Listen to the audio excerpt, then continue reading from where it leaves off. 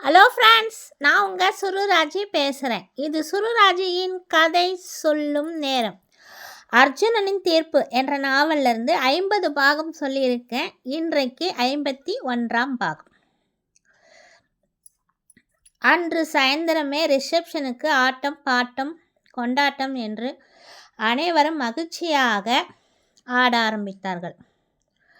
அர்ஜுன் அன்று இரவு நடந்த அனைத்து நிகழ்ச்சிகளிலும் மகிழ்ச்சியாக கொண்டாடினான்.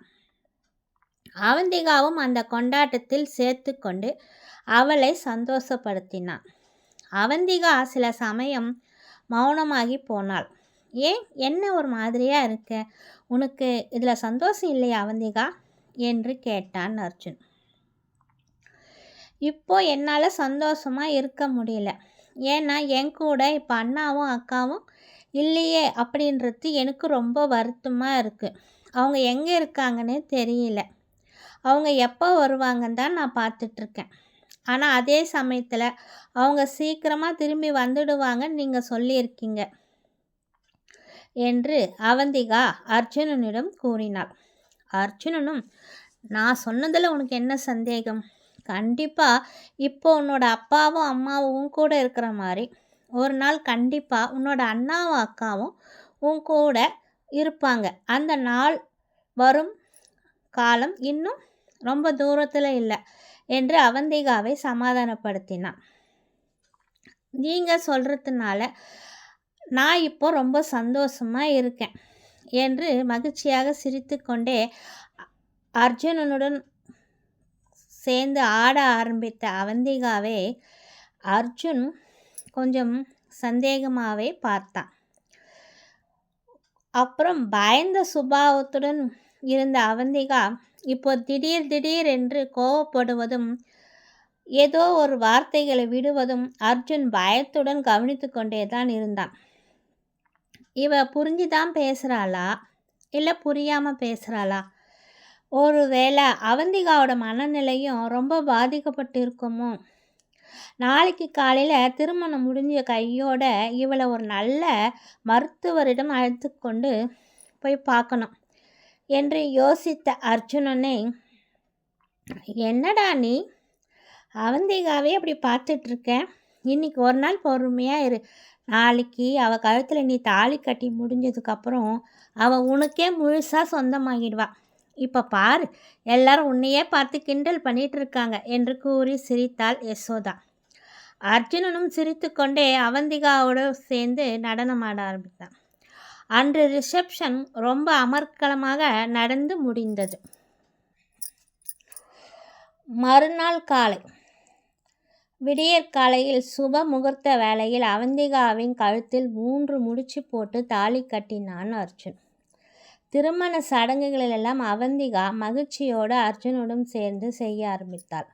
அதன் பிறகு அனைவரின் கால்களிலும் வீழ்ந்து இருவரும் ஆசீர்வாதம் வாங்கினார்கள். உதயமூர்த்தி உமாவின் கால்களில் வீழ்ந்து ஆசீர்வாதம் வாங்கினார்கள்.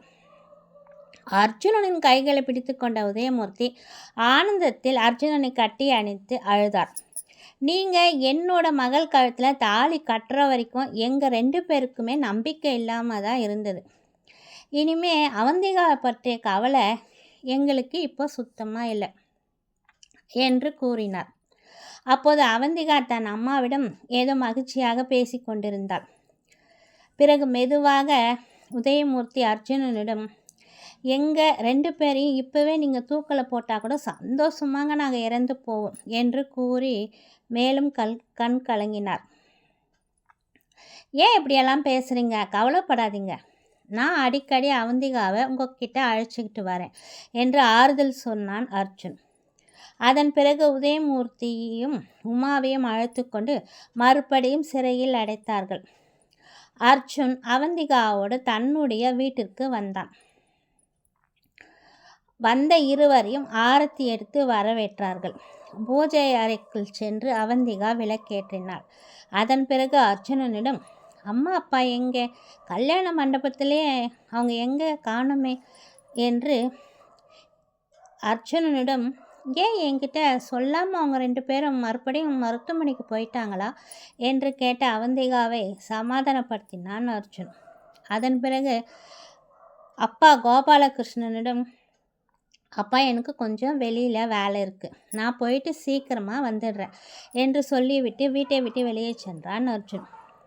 சிறிது நேரத்துக்கு பிறகு அர்ஜுனன் எங்கே என்று காணாமல் தேடிய யசோதா கோபாலகிருஷ்ணன் சொன்னதை கேட்டு, என்னங்க நீங்கள், அவன்தான் சொன்னான்னா நீங்கள் ஏன் அவனை வெளியே அனுப்புனீங்க? இதுக்கு தான் அந்த போலீஸ் டிபார்ட்மெண்ட் வேலையெல்லாம் வேண்டாம், போலீஸ் வேலைனால நிம்மதியே இருக்காதுன்னு நான் தலைப்பாடாக அடிச்சுக்கிட்டேன். எங்கே என் பேச்சை கேட்டாதானே அப்பனும் பிள்ளையும் என்று புலம்ப ஆரம்பித்தாள் யசோதா. பரவாயில்ல அத்தை, அவர் வரும்போது வரட்டும், நீங்கள் கோவப்படாதீங்க என்றாள் அவந்திகா. அம்மா அவந்திகா, இப்போ நான் கோவப்படலை, நான் இப்போ புலம்பிக்கிட்டு இருக்கேன். அந்த புலம்பலை கொஞ்ச நாள் கழித்து நீ புலம்ப போகிற. ஆனால் என்ன, தாலி கட்டி முடிஞ்ச கையோடு அவனுக்கு அப்படி என்ன தான் முக்கியமான வேலை இருக்குமோ, ஒன்றுமே புரியல என்று மறுபடியும் புலம்பினாள் யசோதா. இரவு 9 மணி ஆகியும் அர்ஜுன் இன்னும் வீடு திரும்பவில்லை. ஒரு ஃபோன் கூட அவன் செய்யலை. வீட்டில் இருந்தவர்கள் மாறி மாறி ஃபோன் செய்தாலும் அர்ஜுன் எடுக்கலை. என்ன அண்ணி, ஏன் இந்த அர்ஜுன் இப்படி பண்ணுறான்? அவன் அவந்திகா மேலே ஆசைப்பட்டு தானே காதலிச்சு கல்யாணம் பண்ணிக்கிட்டான். இப்படியா யாராவது தாலி கட்டி முடிஞ்ச கொஞ்ச நேரத்துலேயே வீட்டை விட்டு வெளியில் போய் விடுவாங்க? இரவு சாந்தி முகூர்த்தத்துக்கு வேற ஏற்பாடு பண்ணணும். அவன் எப்போ தான் வருவான் என்று அவள் பங்குக்கு அர்ஜுனனை திட்ட ஆரம்பித்தாள் விமலா அத்தை. ஒருவேளை அர்ஜுன் வேற ஏதாவது கேஸ் விஷயமா போயிருப்பானோ என்று சந்தேகப்பட்ட கோபாலகிருஷ்ணன் சுபாஷுக்கு ஃபோன் செய்து, அர்ஜுன் வெளியே சென்றவன் இன்னும் வரலை, அங்கே ஏதாவது இருக்கானா, ஏதாவது கேஸ் வந்திருக்கா என்று கேட்டார். அப்படியெல்லாம் எந்த கேஸும் இல்லையே. இத்தனைக்கும் அர்ஜுன் இப்போ திருமணத்திற்காக 1 மாத லீவில் தானே இருக்கான். கமிஷனர் சாரும் திருமணம் முடிஞ்ச கையோட ஹனிமூன் லீவும் சேர்த்து எத்தனை நாட்கள் வேண்டும் என்றாலும் விடுமுறை எடுத்துக்கொள் என்று தானே சொல்லியிருக்காரு. அவன் வேறு ஏதாவது வேலையாகத்தான் எங்கேயாவது நிச்சயமாக வெளியே போயிருப்பான். இரவுக்குள்ளே வந்து விடுவான், கவலைப்படாதீங்க என்று சுபாஷ் கோபாலகிருஷ்ணனிடம் கூறினார். வேதகிரியிடம் மறுபடியும் சந்தேகப்பட்டு கோபாலகிருஷ்ணன் விசாரித்தார். ஐயோ மாமா, அர்ஜுன் எங்கே போயிருப்பான்னு எனக்கும் சத்தியமாக தெரியாது. நானே அவனுக்கு தான் ஃபோன் மேலே ஃபோன் போட்டுட்ருக்கேன், என் ஃபோனை கூட அவன் எடுக்க மாட்டேன்றான் என்று அவர் பங்குக்கு புலம்ப ஆரம்பித்தார் வேதகிரி. இந்த அர்ஜுனை நம்பி அவன் ரூமை வேறு அலங்காரம் பண்ணி வச்சுருக்கோம். பாவம் அந்த பொண்ணு அவந்திகா, இன்றைக்கி தான் அவளோட வாழ்க்கையை சந்தோஷமாக தொடங்க வேண்டியிருக்கு. இந்த சமயத்தில் இப்போ அர்ஜுனனை காணுமே நினச்சி அவள் கவலைப்பட்டு உக்காந்துட்ருக்கா என்று கூறினாள் அத்தை விமலாவின் மகள் பூஜா. அதெல்லாம் என் பையன் கரெக்டான நேரத்துக்கு வீட்டுக்கு வந்துடுவான், நீங்கள் போய் அவந்திகாவை அலங்காரம் பண்ணுங்க, நேரம் வேறு போய்கிட்டே இருக்கு என்றாள் யசோதா. அவந்திகாவை அலங்காரம் பண்ணி முடித்திருந்த வேளையில் சரியாக 10:45 மணிக்கு அர்ஜுன் வீடு திரும்பினான். அவ்வளோதான், வீட்டில் இருந்த எல்லாரும் அவனை பிடிச்சி மாறி மாறி கேள்வி கேட்க ஆரம்பித்தாங்க. எல்லாத்துக்குமே அர்ஜுன் ஒரே பதிலை தான் சொன்னான். சாரி, என் மொபைல் ஃபோனை சைலண்டில் போட்டு வச்சுருந்தேன், நண்பர்களுடன் சேர்ந்து பார்ட்டி கொண்டாடுறதுனால யாருமே ஃபோனை உபயோகப்படுத்தலை, சாரிப்பா, என்னோட தப்பு தான் என்றான் அர்ஜுன். அதன் பிறகு அர்ஜுன் சாப்பிட்டு விட்டு தன் அறைக்குள் சென்றான். சிறிது நேரத்தில் அவந்திகாவை அழைத்து கொண்டு பூஜாவும் வேறு 2 பெண்களும் அர்ஜுனின் அறைக்குள் சென்று அவளை உள்ளே விட்டார்கள். அவந்திகாவும் கையில் பால் சொம்போடு வெக்கப்பட்டு கொண்டே அறைக்குள் நுழைந்தாள். அவளையே பார்த்தபடி உட்கார்ந்திருந்த அர்ஜுன் எழுந்து சென்று கதவை தாப்பால் போட்டு ஆசையாக அவளை அணைத்து கொண்டே கட்டில் மேல் உட்கார்ந்தார்கள் இருவரும். அவந்திகா பால் சொம்பை தர, இதெல்லாம் எனக்கு இப்போ எதுவும் வேண்டாம், நீ தான் இப்போதைக்கு எனக்கு வேண்டும் என்று கூறி அவளை அணைத்து கொண்டே கட்டில் மேல் படுத்தான் அர்ஜுன். அவளிடம் மெதுவாக, அவந்திகா, என்னோட ஆசை இவ்வளோ சீக்கிரத்தில் நிறைவேறும்னு நான் எதிர்பார்க்கவே இல்லை என்று சொல்லிக்கொண்டே அர்ஜுன் அவந்திகாவிடம் சந்தோஷமாக இருக்க ஆரம்பித்தான். மறுநாள் அவந்திகாவை அழைத்து கொண்டு அர்ஜுனனும் யசோதாவும் வெளியே கிளம்ப ஆரம்பித்தார்கள்.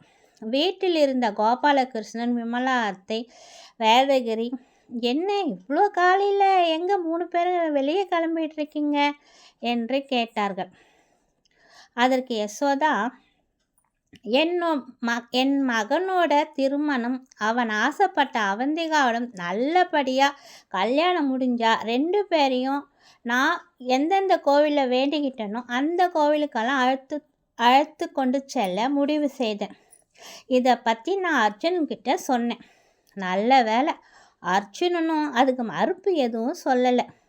நீங்கள் யாராவது எதாவது பேசி இந்த நல்ல காரியத்தை கெடுத்து விடாதீர்கள் என்று சொல்லிவிட்டு அவர்களை அழைத்து கொண்டு வெளியே சென்றாள் யசோதா. 2-3 நாட்கள் கழித்து அர்ஜுன் சிறையில் இருக்கும் உதயமூர்த்தியும் உமாவையும் சந்தித்து பேச கோர்ட்டில் ஆர்டர் வாங்கினான். அவர்கள் இருவரையும் ஒரு தனி அறையில் சந்தித்து பேசினான் அர்ஜுன். என்ன சார் சொல்லுங்க, எங்ககிட்ட ஏதாவது மறுபடியும் நீங்கள் விசாரிக்கணுமா என்று கேட்டார் உதயமூர்த்தி. அவந்திகா எப்படி இருக்கா, அவளுக்கு ஒன்றும் பிரச்சனை இல்லையே என்று உமாவும் அர்ஜுனனை பார்த்து கேட்டார். அவர்கள் இருவரும் அவந்திகாவை பற்றி மாறி மாறி கேட்க ஆரம்பித்தார்கள். அவர்கள் இருவரின் கேள்விகளுக்கும் பதில் எதுவும் சொல்லாமல் அமைதியாக ஒரு சில வினாடிகள் அவர்களையே பார்த்து கொண்டிருந்த அர்ஜுன் பிறகு அவர்களை நோக்கி, அவந்திகாவுக்கு எந்த பிரச்சனையும் இல்லை, ஆனால் இப்போ எனக்கு தான் ஒரு மிகப்பெரிய பிரச்சனை இருக்கிறது என்று அவர்களிடம் சொன்னான் அர்ஜுன். என்ன என்று இருவரும் அதிர்ச்சி அடைந்து அர்ஜுனனை பார்த்தார்கள். ஓகே ஃப்ரெண்ட்ஸ், இத்துடன் என்னுடைய 51ஆம் பாகம் முடிவடைந்தது. மீண்டும் உங்களை அடுத்த பாகத்தில் சந்திக்கும் வரை உங்களது விடைபெறுவது உங்கள் சுருராஜ். இது சுருராஜியின் கதை சொல்லும் நேரம். பாய்.